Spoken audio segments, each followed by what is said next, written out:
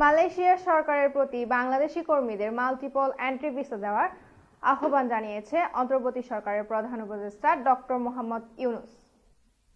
আজ সোমবার 13 জানুয়ারি রাষ্ট্রীয় অতিথি ভবন যমুনায় অধ্যাপক ইউনূসের সঙ্গে সাক্ষাৎ করতে যান মালয়েশিয়ার হাই কমিশনার মোহাম্মদ সুহাদা উথমান।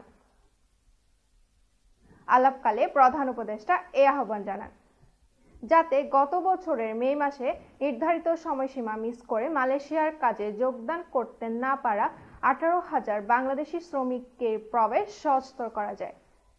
হাই কমিশনার জানান, এই বিষয়ে মালয়েশিয়া ও বাংলাদেশের কর্মকর্তাদের নিয়ে গঠিত একটি যৌথ প্রযুক্তিগত কমিটি গত 30 ডিসেম্বর কুয়ালালামপুরে একটি বৈঠক করেছে এবং এই সংক্রান্ত আরেকটি বৈঠক 14 জানুয়ারি অনুষ্ঠিত হবে। অক্টোবর মাসে ঢাকায় মালয়েশিয়ার প্রধানমন্ত্রী আনোয়ার ইব্রাহিমের সঙ্গে তার বৈঠকের কথা স্মরণ করে প্রধান উপদেষ্টা আশা প্রকাশ করেন যে মালয়েশিয়া এই প্রক্রিয়া ত্বরান্বিত করবে, যাতে পরবর্তী দফায় মালয়েশিয়ার কাজের জন্য বাংলাদেশি শ্রমিকরা পরিকল্পনা সাজাতে পারে। পুষ্পিতা, কোহেলিয়া টিভি, কক্সবাজার।